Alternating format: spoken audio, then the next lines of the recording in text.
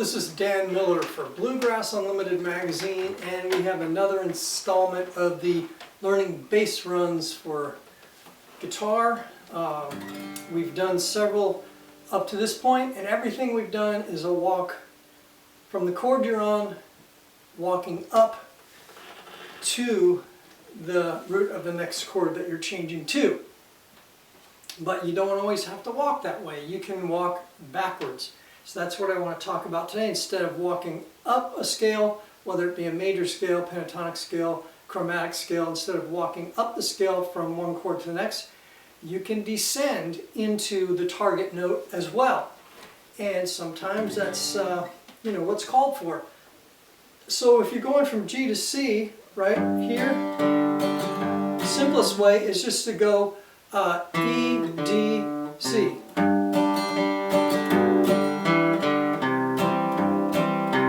Again, I'm just walking the scale, E, D, C, the major scale. From C to D, I can walk from F sharp to E to D.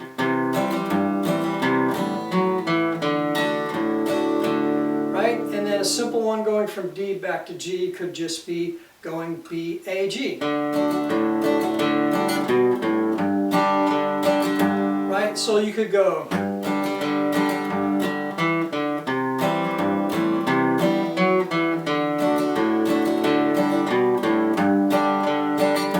pretty straightforward, pretty simple. In the ascending bass walks, we started simple like that with just one note, and then went to a couple more, and then went to a couple more, and then changed the timing of those things. You could do all that stuff here. For instance, going from G to C, you could add a note instead of just going B, D, instead of just from going E, D, C, going backward like that, you could add an E flat, right?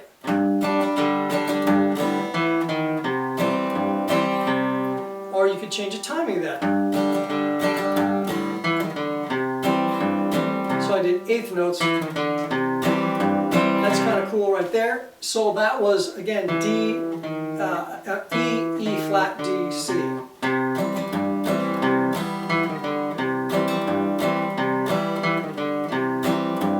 Okay, I could also go F. Again, E flat and F are chromatic walks.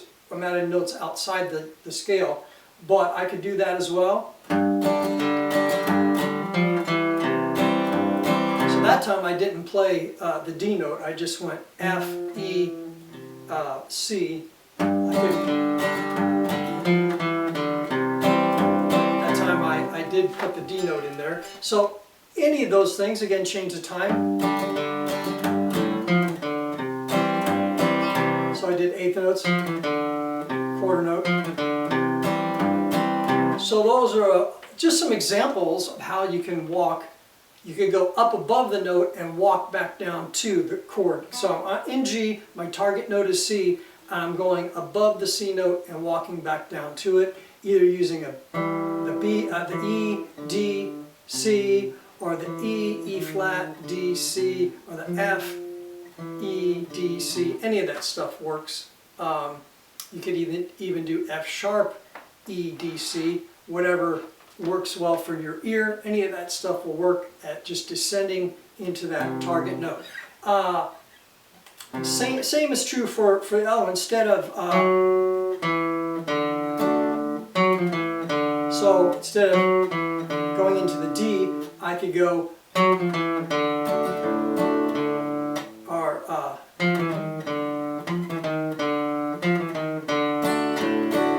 any of that, could change to half note runs, whole note runs, change eighth note, quarter note, mix eighth notes and quarter notes. All that stuff we talked about last time is still applicable here when you're walking from a higher register notes down to the target note.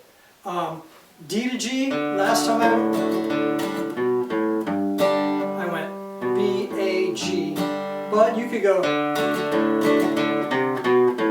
that's a real common one. I'm going C, B, A, G.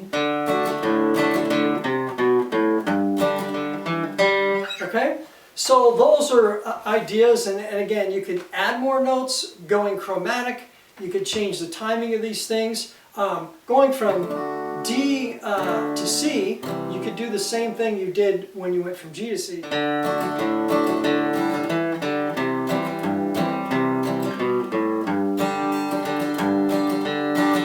know, just use those walk downs however you feel like they're going to work for you. What's the other one? We have to go C back to G. That time I walked down and then I went above. That's another thing you can do. You can mix going either way. We'll talk a little bit more about that next time, but I went. Or you could just go. I just reversed the walk like we did last time. We went from G to C. We could go.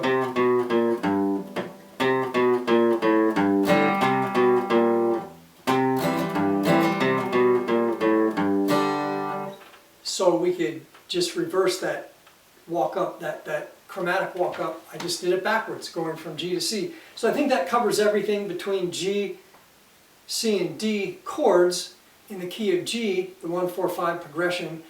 This time going back from a higher note, walking down the scale to your target note. So play around with that for a little bit. Next time we'll see how to mix those things together, where you could go start above and then head below before you go to the target, like I did there a minute ago, going from C to G. Start to play around with that a little bit. So what I recommend now is you take these walk ups that we worked on the last few lessons and take these walk downs that I showed you this time, and see if you can mix them, like walk up from G to C and then maybe walk down going from C to D, and then maybe either walk up or down going from D back to G. Whatever you feel is going to work in a particular time, you know, and you can match that to melody. Sometimes if the melody is going up, maybe you want to go up with it to go to the next chord. Sometimes if the melody is going up, you want to counter point to that and go down with your run. You can just play with this stuff and see what fits best for you. Again, it's all about experimentation, feeling what fits, and then applying that in the situations that it's going to come out nice and tasteful for you. But you can't get there unless you practice these a lot. So practice these descending bass runs a bunch, and then you'll start to get a feel for where to use them. All right, this is Dan Miller for Bluegrass Unlimited magazine, and we'll see you next time.